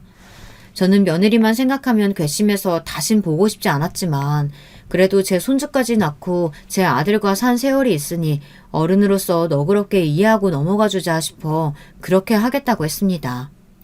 그런데 역시나 인간은 그렇게 쉽게 변하는 동물이 아니었어요. 어쩌면 큰며느리를 처음 봤을 때 어떻게든 아들과의 결혼을 뜯어 말렸어야 했습니다. 큰며느리는 제가 생각한 것보다 훨씬 더 악랄한 년이었어요. 제가 아들네 도착했을 때 깜빡 속을 뻔한 게 상다리가 부러지게 상을 차렸더군요. 제가 좋아하는 전복죽부터 생일도 아닌데 잡채에 갈비찜까지 화려하게도 차려놨더라고요. 저는 놀라서 무슨 날이냐고 뭘 이렇게 고생했냐고 했습니다. 그러자 가소로운 며느리년이 입까지 가리며 웃으며 부끄러워하더군요. 생각해보니 제가 지금껏 어머니한테 매일 밥상을 받아보기만 했지 해드린 적은 한 번도 없더라고요. 지난번에 어머님 댁에 갔을 때 잘못한 것도 사과드릴 겸 신경 좀 써봤어요. 어때요? 마음에 드세요? 마음에 든다마다 우리 큰며느리가 이렇게 솜씨가 좋은 줄은 내가 십몇 년 만에 처음 알았네. 시작은 좋았습니다. 그때까지만 해도 큰며느리가 저에게 진심으로 사과를 하고 앞으로 잘 지내보겠다고 이런 자리를 마련했나 보다 했죠. 그런데 잠시 뒤 믿기지 않는 일이 벌어졌습니다. 식사를 막 하려던 차에 큰며느리가 갑자기 자리에서 벌떡 일어나더니 제가 좋아하는 매생이국도 끓였다며 금방 가지고 오겠다고 주방으로 후다닥 들어갔어요. 그쯤 되니 큰며느리가 뭘 잘못 먹어서 저러나 이제는 걱정될 지경이었습니다. 저는 고생스럽게 무슨 국까지 가지고 오냐고 됐다고 하려고 며느리를 따라 나섰습니다. 그런데 웬걸 국을 가지고 온다던 며느리는 제가 뒤따라온 줄도 모르고 국을 담은 그릇에 뭔가를 집어넣으며 누군가와 통화를 하고 있더군요. 그런데 그 내용이 아주 소름 끼쳤어요. 이것만 넣으면 저 할망구 사망보험금 10억은 우리 거라는 거지? 순간 가슴이 팔짝팔짝 뛰고 손이 차가워지는데 느낌이 쎄하더군요. 저는 며느리가 저를 보기 전에 후다닥 주방을 나와 자리에 앉았습니다. 그때 큰며느리는 마치 아무 일도 없다는 듯 국 2개를 들고 나와 제 앞에 연기가 모락모락 나는 국그릇을 내려놓더군요. 그러면서 맛있게 드세요 라고 말하는데 온몸에 소름이 쫙 돋았습니다. 저는 아무래도 이상해서 이대로 가만히 있을 수는 없었어요. 저는 순간 머리를 굴렸어요. 그러고는 콜록콜록 사례에 들린 척 기침을 하며 큰며느리에게 물 한 잔만 떠다 달라고 부탁을 했습니다. 그러자 큰며느리가 역시나 자리에서 벌떡 일어나 조금만 기다리라고 하더군요. 큰며느리가 자리에서 일어나자마자 저는 곧장 제자리에 있던 국을 며느리의 국과 바꿨습니다. 며느리의 통화 내용을 들은 이상 분명 국 안에 뭔가 들어있을 것 같아서요. 그런데 잠시 뒤 말도 안 되는 일이 벌어졌습니다.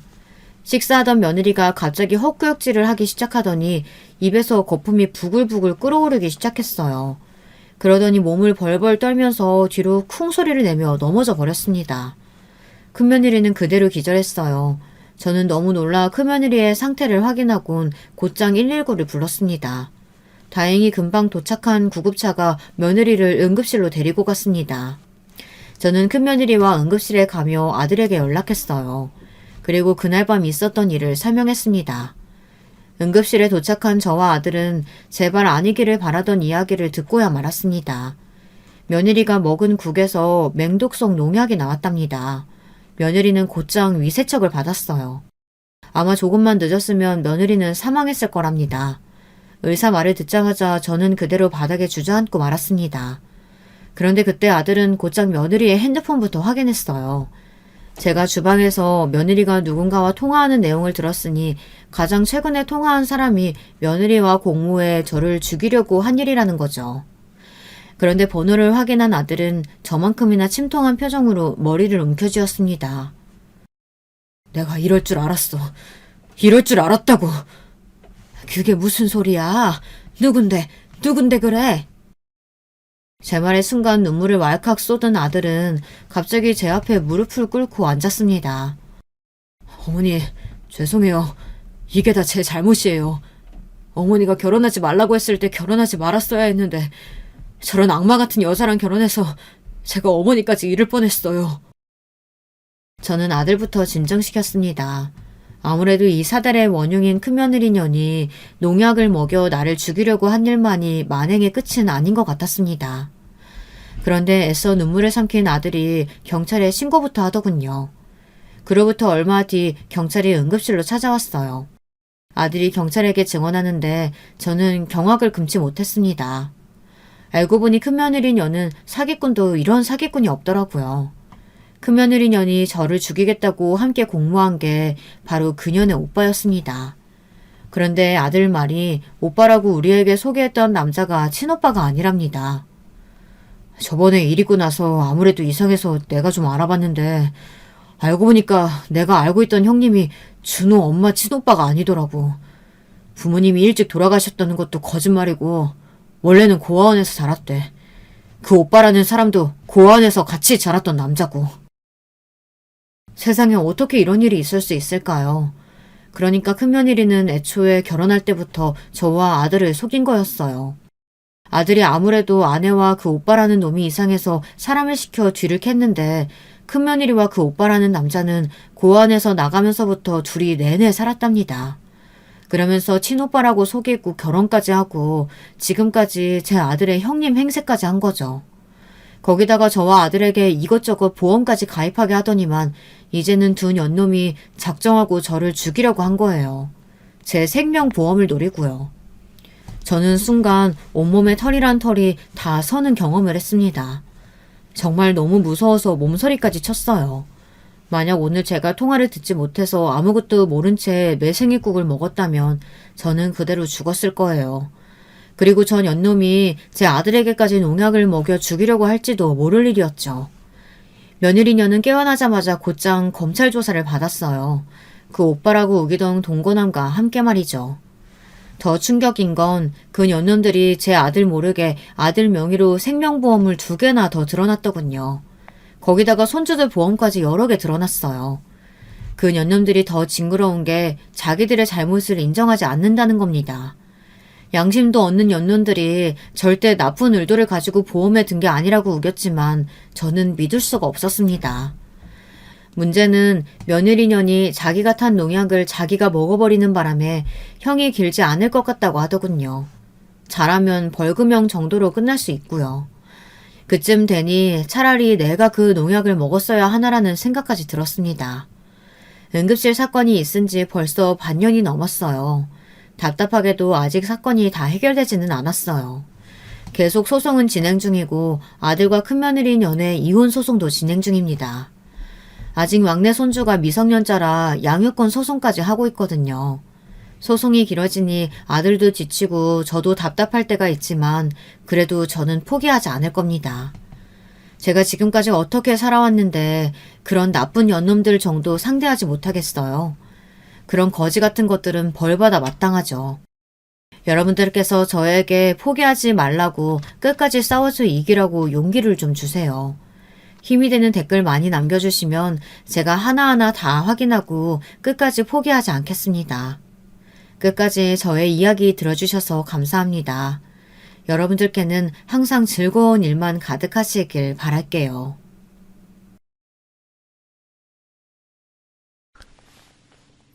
여러분, 두 번째 사연 시작하기 전에 좋아요, 구독 꼭 눌러주실 거죠? 그럼 두 번째 사연 바로 시작합니다. 기혼자분들의 대다수는 연애 결혼을 하셨겠죠? 본인의 배우자가 결혼하고 나서는 연애할 때랑 너무나도 달라지신 경우를 겪으신 적 있는지요? 자기 남편이 결혼 전에 연애만 하던 시절에는 설마 그럴 줄 몰랐다고, 결혼하고 나서부터는 사람이 바뀐 것 같다며 하소연하는 기혼 여자들의 이야기. 제가 직접 듣기도 했고 인터넷에서 보기도 많이 봤는데요. 애석하게도 저 역시도 이런 경우에 속하더군요. 제 남편이란 사람이요. 저랑 연애하면서 만날 땐 그런 사람일 거라고는 생각 못했어요. 저는 진짜 솔직히 말해서 남편이랑 사귀게 될 줄 꿈에도 몰랐었답니다. 이상형이랄 것도 대단히 정해져 있진 않았으나 제가 선호하던 타입과도 거리가 먼 사람이었고요. 저하고는 결 자체가 달랐죠. 당시에 저라는 사람은 안 그러려고 애를 쓰지만 어쩔 수 없이 얼굴에서부터 소심이 답답이라는 성격이 드러나는 사람이었네요. 저는 남편이 먼저 호감을 표현해주고 나서야 내가 이 사람을 마음에 들어 하고 있구나 이런 생각이 정리가 됐었어요. 왜냐하면 제가 자존감이라는 게 무척이나 낮은 여자였기 때문이에요. 누가 나를 좋아한다고? 그게 진심일까? 일시적인 건 아닐까? 진심으로 나를 좋아하는 게 맞다면 상대에게도 뭔가 하자가 있는 게 아닐까? 이런 의구심이 자꾸만 머릿속에 들었기 때문에 행동에도 제약이 걸렸죠. 이런 건 제가 태어나고 자라온 환경이 저를 이렇게 만든 듯 싶네요. 혹시 여러분의 주변에 답답하게 굴고 자꾸 의심하려 드는 존재가 있다면 아마도 저 같은 유형일 가능성이 크네요. 자존감이 낮아서 그래요. 자기 스스로 전혀 대단하지 못한 사람이라고 생각하며 살기 때문이죠. 그런데 남편은 말이죠. 저랑 사귀게 된 후에 저라는 사람을 있는 그대로 받아들여줬어요. 소심하고 달변가와는 거리가 먼지라 곧바로 할 말을 못하고 마음속에서만 빙 돌고 있는 저를 발견하고서는 이렇게 말해줬었죠. 너는 참 매사에 신중한 것 같아.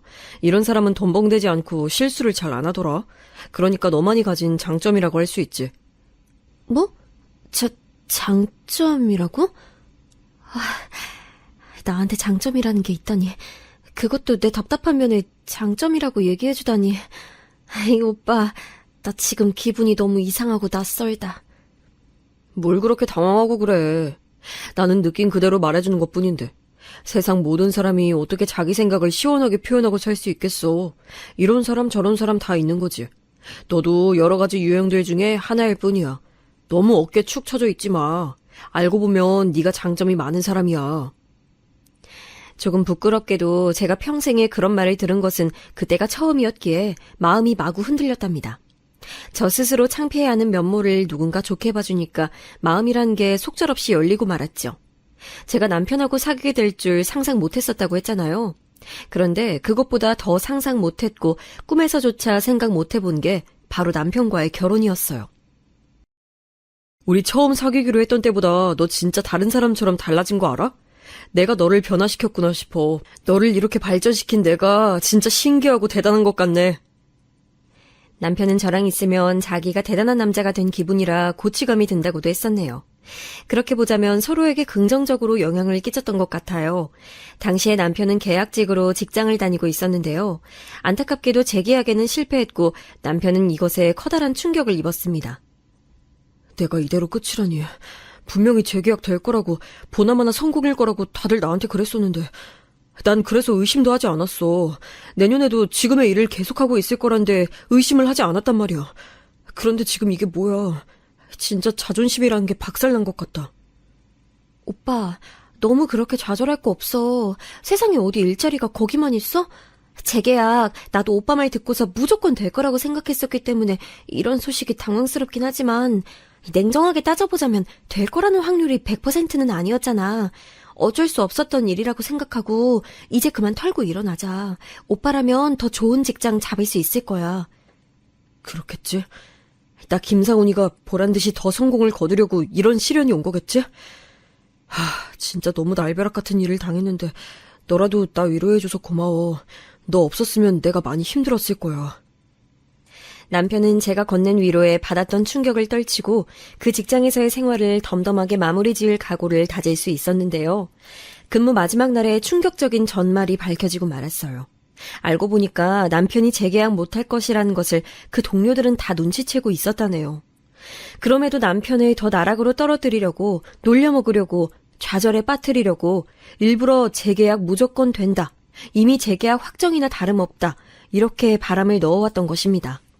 근무 종료 날에 한 사람이 남편에게 몰래 다가오더니 착잡한 표정으로 그런 얘기를 전해주었다네요. 사실은 남편 빼고 다 한통속이었단 무서운 얘기를요. 지난 2달간 일부러 남편에게 헛바람 넣으면서 재계약 이미 확정이니까 한턱 쏘라면서 남편에게 커피값이며 고깃집 비용을 뜯어냈던 것이죠. 재계약 될 줄로만 믿고 어깨에 힘주고 다니는 남편을 보면서 다들 속으로 즐겁게 비웃고 있었다는 그 전말, 저 역시 남편에게 전해 들으면서 온몸에 불쾌한 소름이 돋아났어요. 인생에서 그런 부류는 결코 만나지 않는 게 상책이에요.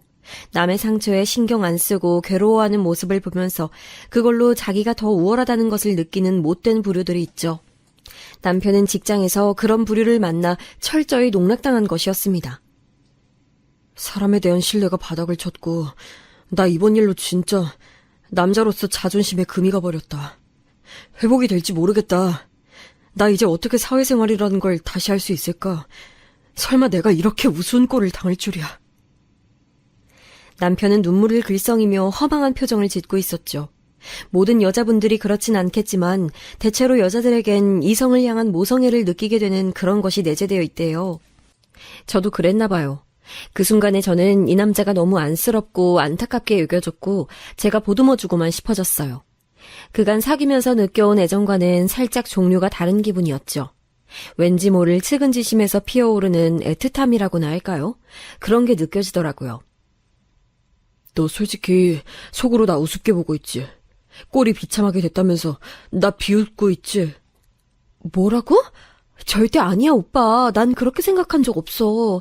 힘들면 울어도 되고 무너져도 돼. 사람 인생이라는 게 어떻게 탄탄대로만 앞에 놓여 있을 수 있겠어. 가끔은 비포장도로도 나오고 진흙길도 만나고 그러는 거지. 오빠는 지금의 구간만 버텨내면 다시 좋은 길 만날 수 있을 거야. 너무 좌절하지 말고 힘냈으면 좋겠어. 저의 진심 어린 위로에 남편 눈물을 뚝 빠졌어요. 나중에 들었는데 저는 생각이 처음 들었던 순간이 바로 이때였대요. 저는 이 순간에 남편을 향해 모성애 같은 게 들었었는데 안 좋았던 일로 인해 오히려 저희 두 사람에게 진지한 결속이 생겨버린 셈이었네요. 남편은 자기의 처지를 감싸 안아주는 제 태도에 감동했었다는데요. 사실 저는 남편처럼 똑같은 경우를 겪어본 건 아니었으나 그런 식의 무례한 을 받아본 적이 있었기에 남편의 심경에 깊은 공감을 할 수 있었던 거였죠. 부담 가지지 말고 다시 좋은 일자리 얻는 것에만 집중하라고 말을 해줬습니다. 어차피 결혼에 대한 큰 기대도 없었고요. 왜냐하면 저는 연애 도중에 이미 시어머니를 뵌 적이 있었어요. 제가 초장부터 강렬히 느꼈던 것은 시어머니께서는 소위 아들 요새라는 게 있으신 분이라는 거였죠. 우리 아들, 귀한 아들이라는 호칭을 꼭 입에 달고 사셨고요. 저에 비해서 확연히 기가 강해 보이셨기 때문에 존재감도 강렬했습니다. 저에게 직설적인 질문도 초장부터 바로 날리셨던 분이고요. 어디 사냐, 무슨 일 하냐, 부모님 뭐 하시냐 이런 걸 물어보시는 동안 표정에서는 영 탐탁지 않다는 기색이 역력하셨죠. 남편 몰래 저에게 이런 말씀을 조용히 남기시기도 했고요. 그래, 사귀는 건 그래 사귈 수 있지. 어디 한번 잘 만나봐라. 대신 결혼까지는 꿈도 꾸지 말고. 네가 생김새가 침착해 보이는 게 자기 본수는 알게 생겼구나. 그러니 내가 믿으마. 지금 내가 무슨 소리를 하고 있는지 충분히 알아들었겠지? 그러면서 제 어깨를 손으로 꽉 움켜잡으셨어요. 하마터면 악하고 비명을 지를 뻔했었네요. 이런 경험이 있던 저였으니 남편하고의 결혼이요. 염두에 두고 있지 않았어요. 저에게 청혼할 거라느니 어쩌느니 하는 소리를 들으면서도 씁쓸한 웃음이 지어질 뿐 큰 감흥은 들지 않았었네요. 그런데 사람 일이라는 게 돌아가는 모양새가 참 희한한 것 같아요. 나중에 안 거지만 저의 시큰둥한 반응에 되려 남편은 저랑 결혼을 꼭 해야겠다는 다짐을 했대요. 어라? 이 여자가 완전히 내 건 줄 알았고 완전히 넘어온 줄 알았는데 내가 재계약 실패해서 좌절한 거 보고도 나를 버리긴커녕 안아주길래 나 없이 못 사는 여자인 줄로만 알았다고. 나한테 영혼까지 푹 빠진 줄 알았는데 이게 뭐지? 일부러 튕기는 건가 했더니 그것도 아니고 진심으로 나한테 안 매달리려고 하는 거네. 어쭈 그래? 이거 뭐지? 지금 내가 더 좋아한다 쪽이라 이거야? 남자의 승부욕을 마구 자극해대네. 이런 생각들을 이어가면서 저와의 결혼을 열심히 실현시켜 나갔던 거예요. 사실 그전까지는 남편이 저랑 결혼하고 싶다고 말을 했던 것에는 반쯤 허세가 섞여 있었죠. 그냥 멋진 멘트를 날리고 싶었던 거였으니까요. 그런데 제가 결혼에 대해 소극적으로 반응하자 그게 남자의 뭔가를 건드리고 말았다네요. 남자분들, 이런 심리가 뭔지 정확히 아신다면 댓글에 남겨주신다면 고맙겠어요. 제가 꼭 찾아볼게요. 아무튼 남편은 염원하던 성공적인 재취업을 이뤄냈고 저와의 결혼을 추진했어요. 그쯤 되자 저도 결혼은 어렵다고 자세를 취하기가 어려워져서 에라이 모르겠다 하고서는 남편의 청혼에 적극적으로 수락하고 말았네요. 그래, 비록 내가 일찌감치 환영받지 못하는 존재로 찍혔는데다가 행복한 결혼 생활이나 단란한 가정을 꾸린다는 것, 좋은 부모가 된다는 것에는 자신이 없는 사람이지만 나의 답답한 면모를 장점이라 말해주고 늘 열린 시각으로 세상을 바라보는 남자잖아. 이런 남자와 함께 할 수 있다면 내가 역경 정도는 헤쳐나가야 하는 거 아닐까? 자신감을 가지고 부딪혀보자. 하지만 펼쳐진 가시밭길은 제가 각오했던 것 이상이었죠. 남편이 저랑 결혼하겠다고 선언했을 때 시아버지께서는 그저 떨떠름한 기색을 비치신 것이 다였으나 시어머니께서는 갑자기 눈을 질끈 감으시더니 손으로 뒷목을 잡으며 옆으로 풀썩 쓰러지셨어요. 제가 얼마나 당혹스러웠는지 몰라요. 그런데 그걸 보고도 남편은 저랑 결혼하겠다고 밀어붙였으니 허락을 계속 안 하실 순 없을 노릇이었을 테지요. 남편에게는 누나가 있는데요. 제 시누이 되는 사람이 그때 거의 발작을 하면서 이렇게 덜 떨어진 여자가 왜 자기 올케로 들어오냐며 따졌어요. 제가 알기로는 남매 사이가 대면대면해서 전혀 안 친했던 것으로 아는데 자기 동생이 결혼하겠다고 하니까 갑자기 없던 남매애가 솟아난 모양이었죠. 저는 항상 눈치만 살피며 고개 숙이고 있었고요. 제가 저 자세로 나간 이유라면 소심하고 유약했던 성정 탓뿐만 아니라 집안 배경에 자신감이 없었기 때문이었을 거예요. 단지 내세울 것 없고 별 볼 일 없는 집안에 그치는 게 아니고 제가 친정 식구들하고 워낙 안 가까웠기 때문에 이런 일을 겪을 때 제 편을 들어줄 가족이 없어서 기가 죽었죠. 저 어렸을 때부터 사이가 나쁘셨던 부모님, 가출을 반복하며 집안 살림 거덜낸 오빠, 마찬가지로 사고 쳐대면서 집에 붙어있는 꼴을 본 적 없던 언니. 다들 예나 지금이나 한결같이 서로에게 관심이나 애정이 없었어요. 천성들이 본래 그랬던 것인지 저를 제외하면 다들 정이 없는 성격들이었고요.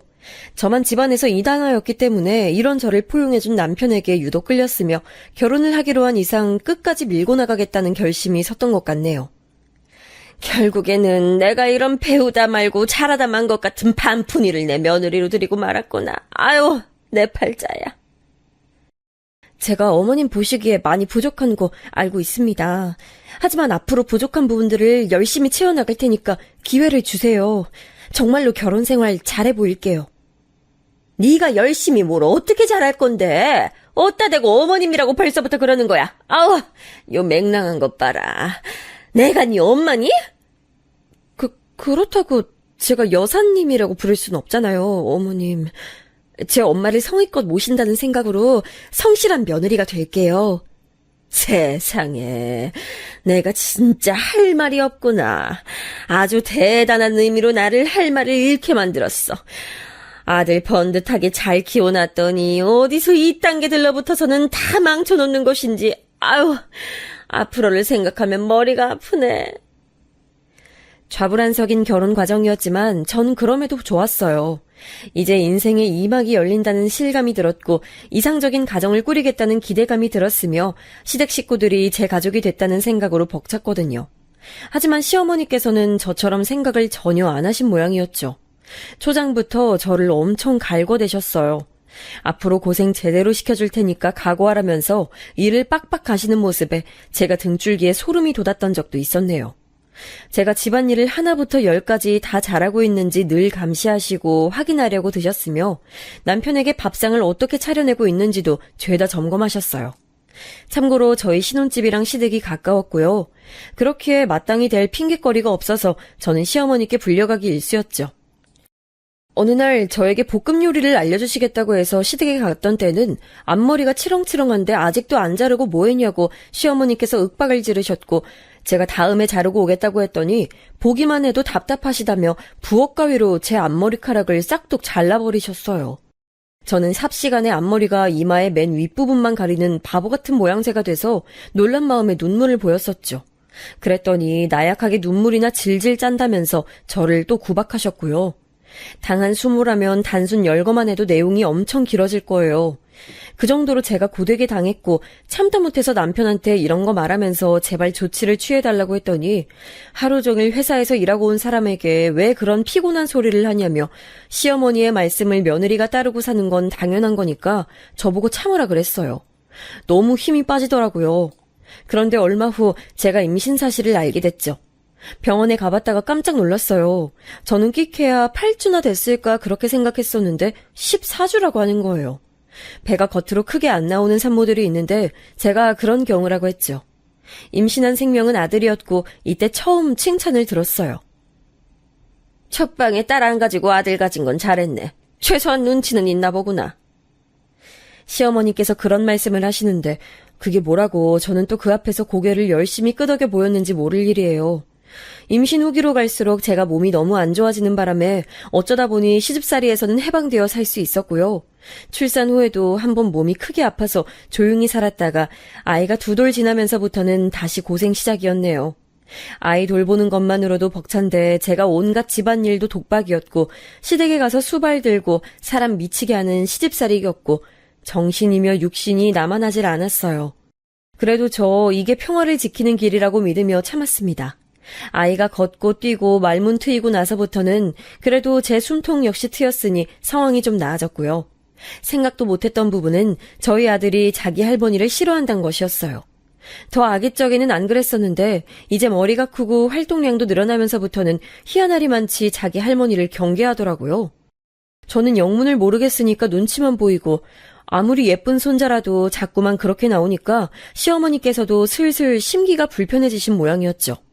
아이가 예민하단 핑계를 대면서 은근히 시댁에 안 가는 수법을 제가 한창 쓰고 있던 시기였어요.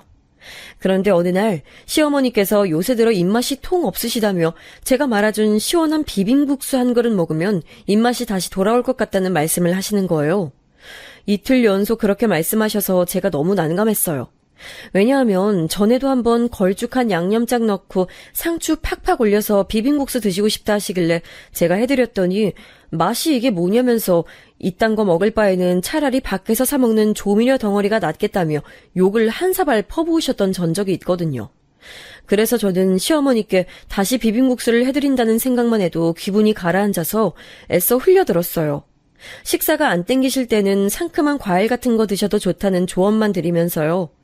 그러고 나서 일단락된 줄 알았는데 사흘 뒤에 시어머니께서 화가 난 목소리로 연락을 주셨어요. 당신께서 가만히 생각해보니까 저의 태도가 너무 열받으셨나 봐요.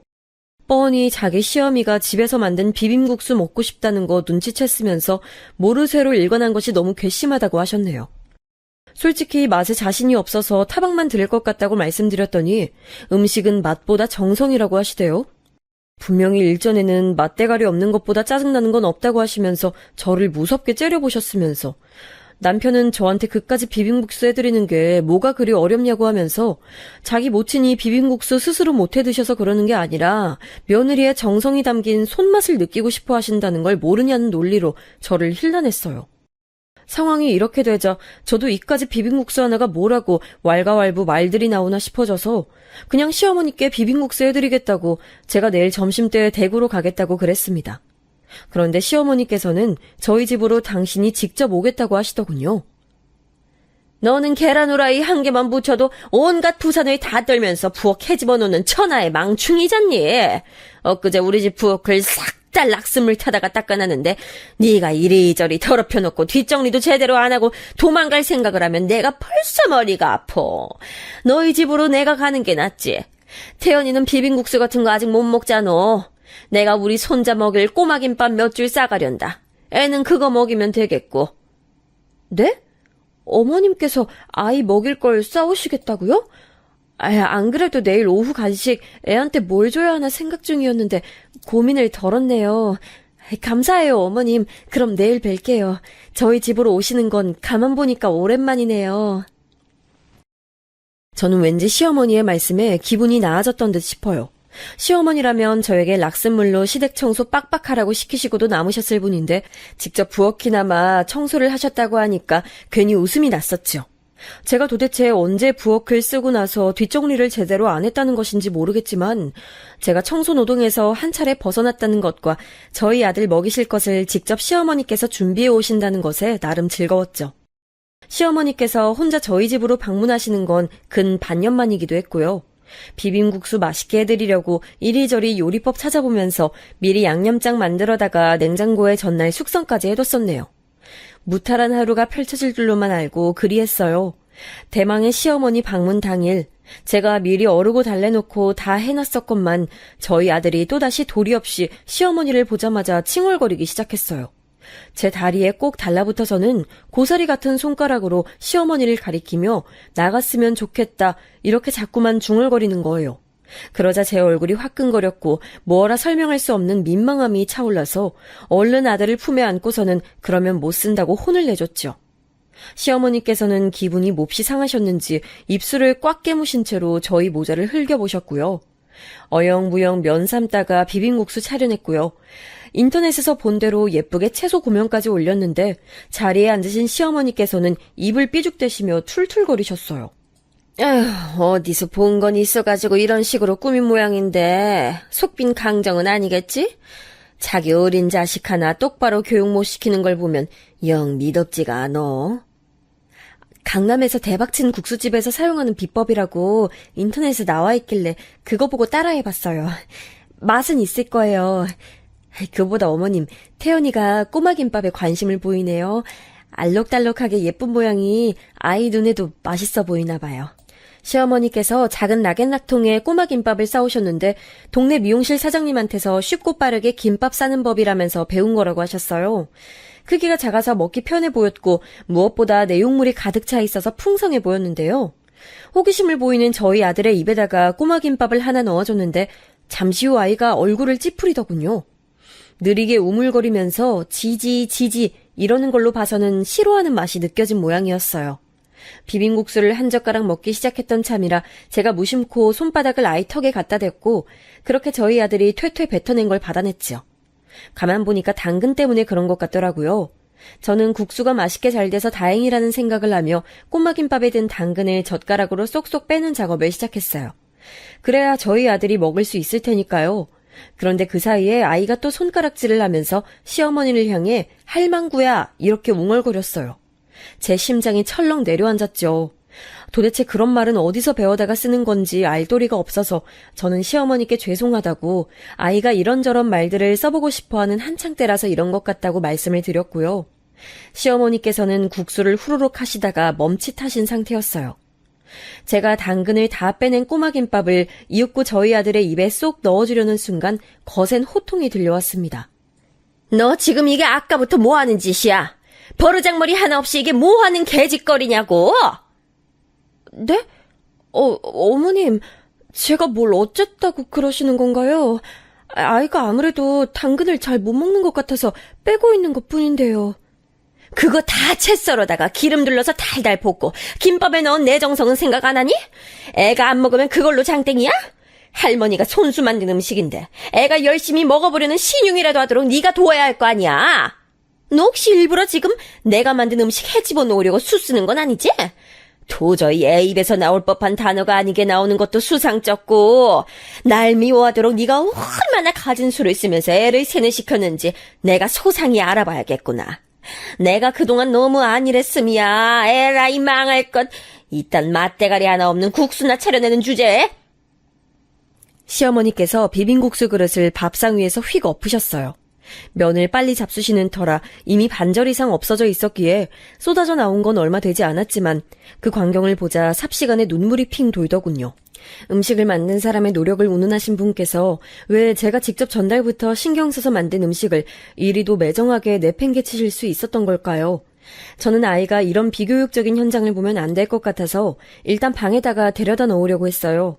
그런데 그때 저희 아들이 마침 시어머니를 똑바로 보면서 인상을 팍 쓰고는 당장이라도 울음을 터뜨리려는 듯 칭얼대기 시작한 거예요.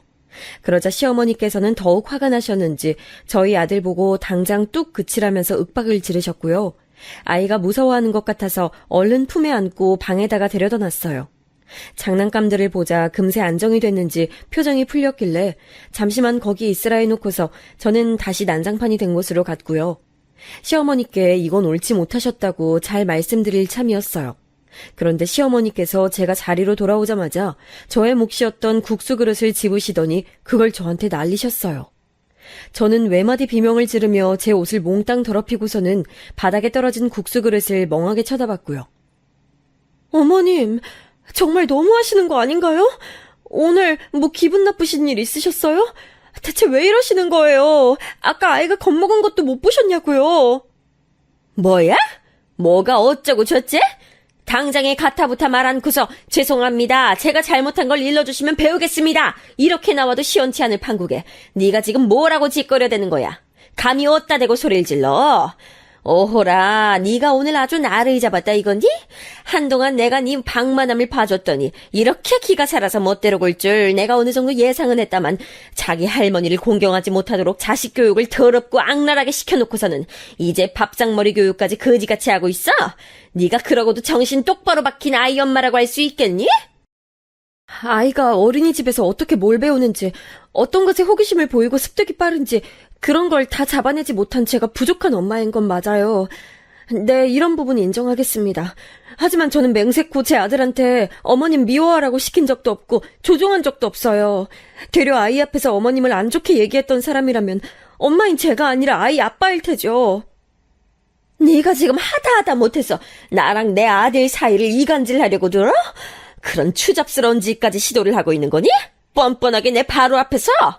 너 앞으로 애 교육에서 일절 손 떼라. 너같이 못 배워먹은 집구석에서 자란 반푼이가 애초에 우리 집안의 핏줄을 가리킨다는 것 자체가 어불성설이었어. 지금까지 대체 애새끼 교육을 어떻게 시켜놨길래 이 지경이 이 꼴이냐고? 말씀을 이어가다 보니 점층적으로 분노에 차신 시어머니께서는 저희 아들을 겨냥해 애새끼라고 지칭하셨고 제가 그것에 너무 화가 나서 눈에 힘주고 주먹을 꽉 쥔 채로 시어머니를 똑바로 쳐다봤어요. 그리고 그 다음 순간 제 오른뺨에 거세게 장렬하는 고통을 느껴야 했습니다. 손을 번쩍 치켜드신 시어머니께서 제 뺨을 그대로 후려치신 것이었죠. 머리가 웅웅 울려댔고 사고회로가 정지돼서 저는 돌아간 고개를 가만히 둔 채 멍하게 있었어요. 시어머니께서는 처음부터 제가 마음에 안 들었고 못 믿어왔는데 갈수록 부족한 모습을 보게 돼서 열불이 터진다는 혼잣말을 하고 계셨어요. 앞으로는 작정하고 저를 개념이 넘치는 며느리로 개조시킬 거라면서 비릿한 미소를 지으시더군요. 맞아서 돌아갔던 고개를 천천히 바로 하면서 시어머니의 그 미소를 발견한 제가 금세 따라서 미소를 짓고 말았습니다. 그 짧은 찰나에 제가 그간 유지해왔던 이성의 끈이라는 것이 뚝 끊겼거든요. 인내라는 이름으로 유지해왔던 그것, 지난 시간 동안 참고 또 참고만 살아온 제 자신이 너무 비참하고 초라하게 느껴져서 그냥 끊어버리기로 했어요. 아이한테 부끄러운 모습을 보이는 엄마로 계속 살고 싶지도 않았고요. 시어머니께서는 비빔국수도 똑바로 못 만들고 자식 교육도 똑바로 못 시키는 주제에 뭘 기분 나쁘게 실실 웃고 있냐면서 저에게 한마디 날리셨는데 제가 그 소리 듣자마자 오른손을 들어 올렸어요. 그리고는 조금의 망설임도 없이 감히 시어머니의 뺨을 쳐버렸습니다. 이로써 돌아올 수 없는 강을 건너게 됐죠. 두렵지 않았고 후련함만 있어서 스스로가 놀라웠어요.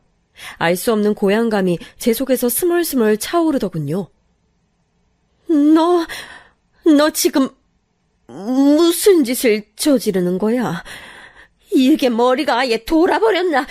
어디 시어미에게 손찌검을 하는 하극상을 벌여! 네가 정녕 세상 하직하고 싶어서 이러니? 내가 지금 당장이라도 우리 집안에서 쫓아낼 수 있어. 이혼당하고 싶지 않으면 무릎 꿇고 잘못을 빌어. 홧김에 눈돌아서 실수한 건 내가 너그러이 눈 감아주마.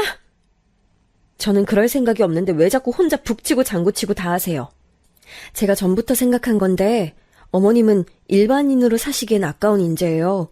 개그맨 같은 거 하셨으면 잘 나가셨을 것 같은데 일단 철판 깔고 말씀하시는 걸 잘하니까 기본 조건을 갖추신 셈이죠. 저도 모르게 말이 술술 나가고 말았어요. 그동안은 밤에 자려고 누웠는데도 가슴이 너무 답답해서 잠이 안 올 때 머릿속으로만 상상해왔던 속 시원한 일침이었는데요.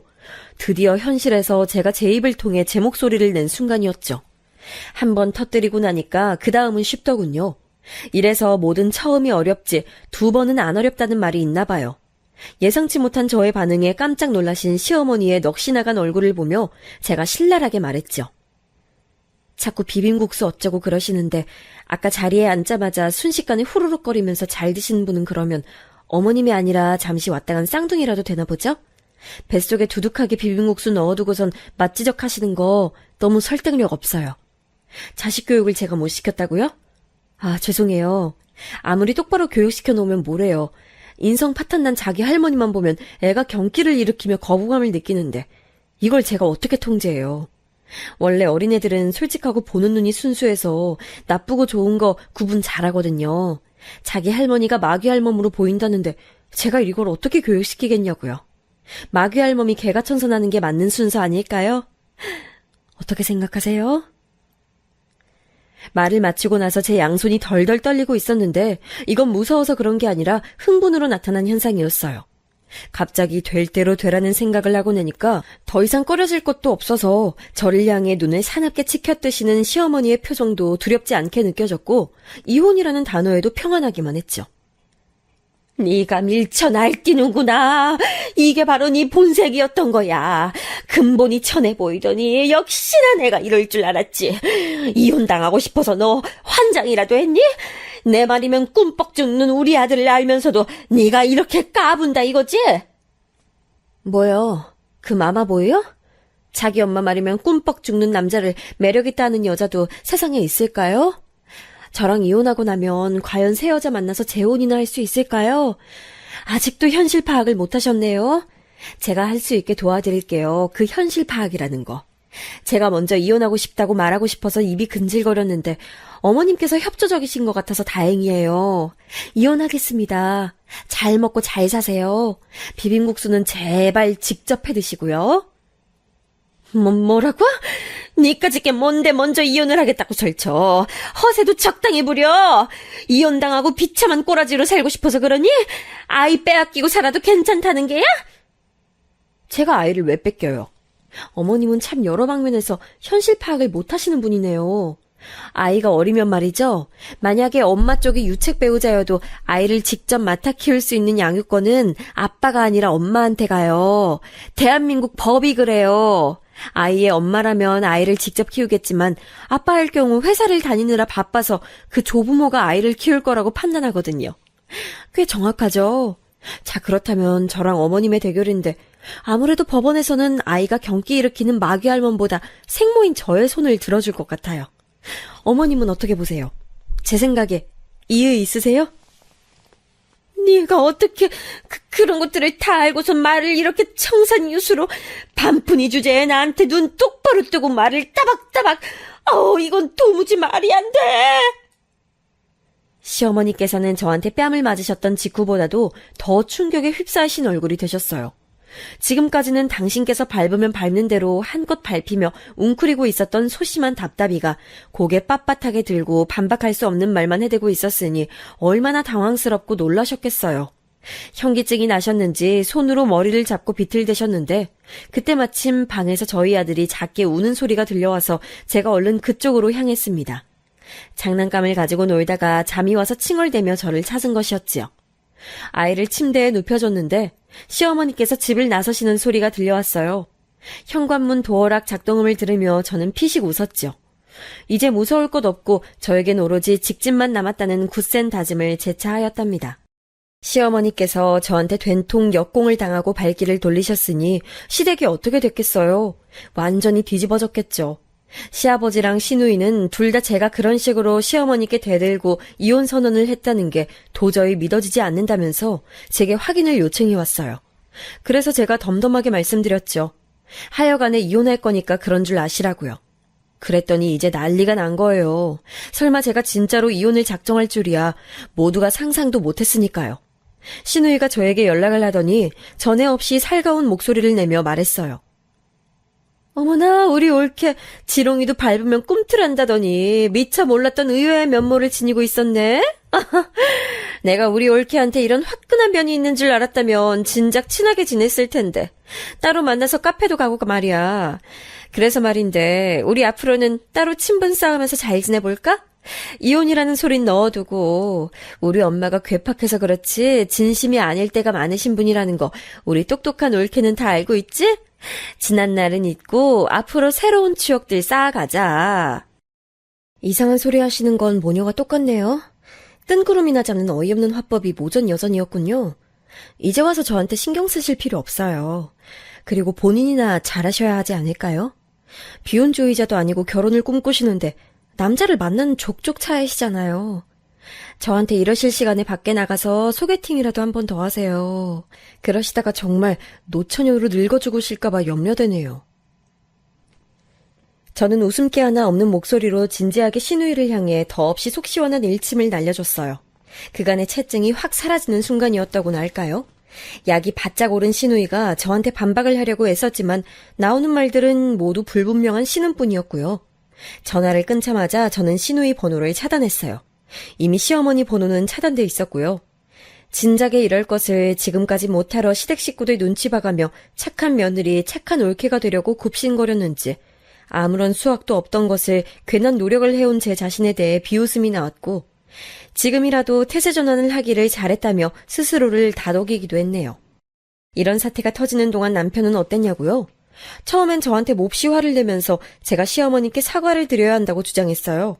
어디 감히 며느리 주제에 시어머니의 뺨을 치냐면서 제가 정신이 나간 거라고 그랬죠. 글쎄, 이제 더 이상 내 시어머니도 아닌데 내가 그렇게 신경 써야 하는지 모르겠네.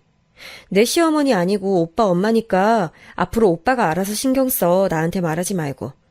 아, 오빠랑 나도 부부로 살 날이 얼마 안 남았구나.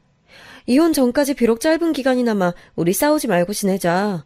아이한테 좋은 모습 보여줘야 할 거 아니야. 안 그래? 너 진짜 나랑 이혼하려고 그래? 왜 쓸데없는 고집을 피워? 넌 네 생각만 하냐? 내 생각 안 해? 고래 싸움에 등 터지게 된 새우, 그게 난데 너는 내 입장은 고려 안 해주는 거냐고. 난 고래인 적이 없었는데 그렇게 말하니까 억울하다. 근데 오빠 이거 하나만 알아도 오빠가 처신만 잘했어도 여기까지 안 왔다는 거. 난 이제 오빠한테 더 실망할 것도 없어서 인간적인 신뢰를 다 잃어버린 상태야. 더 추해지지 말고 이혼하자. 저를 향해 고압적으로 나왔던 남편은 제가 덤덤하게 이혼 입장을 밝히자 많이 놀랐는지 자세를 숙였어요. 자기가 시댁에 가서 다 정리하고 오겠다면서 제가 시키지도 않은 짓을 멋대로 했고요. 그런데 시댁에서 뭔 사달을 벌인 것인지 갑자기 시아버지와 시어머니의 부부싸움으로 번졌다네요. 시아버지께서는 이 모든 게 도가 지나친 시어머니의 횡포 때문이라고 하셨고 시어머니께서는 집안 대소사에 하등 도움 안 되는 존재가 바로 시아버지라고 맞서셨다죠. 그 와중에 시누이는 이게 다 정신 나간 올케 때문이라고 하면서 제 탓을 했고요. 친척분들도 그때 와 계셨는데 서로 한마디씩 얹었다가 점차 아수라장으로 번져갔고 그 광경을 보면서 남편도 학을 뗀 거죠. 미안하다. 내가 다 잘못했어.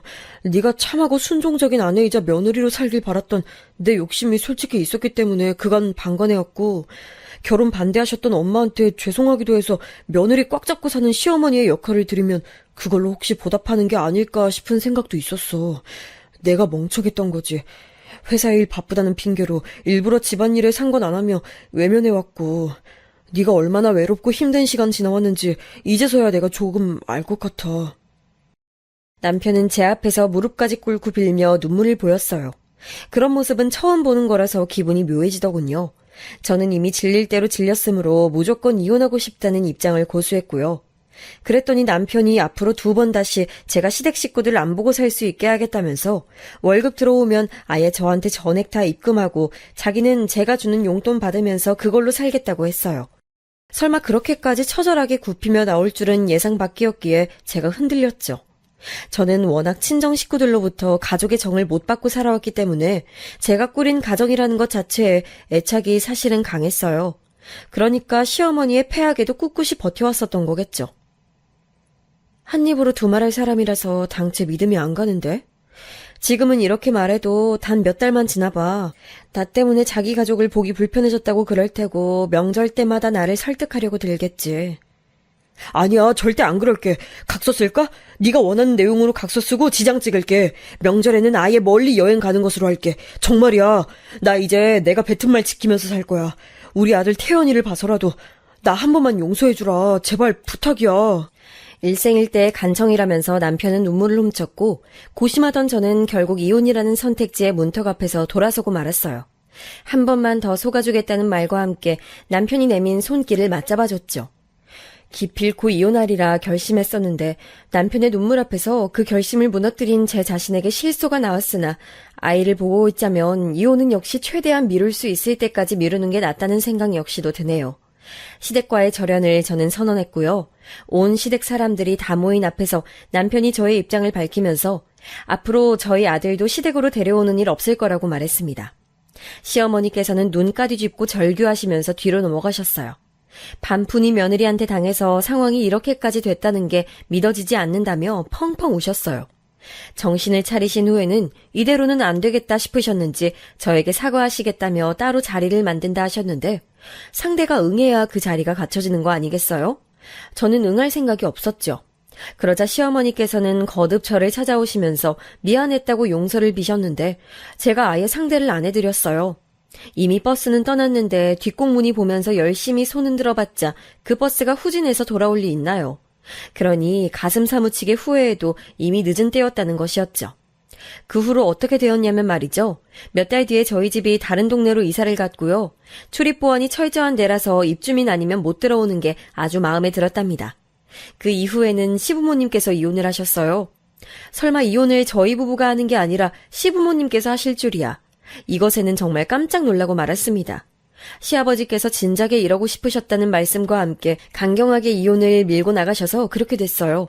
얌전하기만 한 줄 알았던 제가 무섭게 대응하는 것을 보면서 시아버지께서도 더 늙기 전에 내가 원하는 대로 해버려? 이런 생각을 품으셨다는 후문이 있어요. 시누이는 또 모든 걸 제 탓으로 돌리면서 아주 악담을 퍼부었는데요. 그 바람에 남편이 시누이랑 미친 듯이 싸웠어요. 원래 친한 적도 없었지만 남매가 그걸 계기로 완전히 절연 수준으로 가버렸죠. 저 때문에 그렇게 된 것 같아서 제가 찜찜했는데 남편이 고개를 가로젓더군요. 아니, 결국 다 이렇게 될 일이었고 이렇게 되는 게 바로잡는 길이었던 것 같아. 오히려 너무 먼 길을 돌아와서 늦은 감이 있을 뿐이지. 저를 향해 저주에 가까운 악담을 퍼부었던 시누이는 참고로 지금까지도 결혼은커녕 남자친구도 못 사귄 상태랍니다. 시어머니께서는 화병 나셔서 한의원을 잡고 다니시다가 그걸로 돈을 너무 많이 쓰셔서 시누이가 카드 청구값 보고 개거품을 물었다는 얘기를 얼핏 들었어요. 앞날이 어찌 펼쳐질지 장담이란 건 없지만 적어도 지난날보다야 낫겠죠? 그런 생각으로 일상을 나눈 중이에요.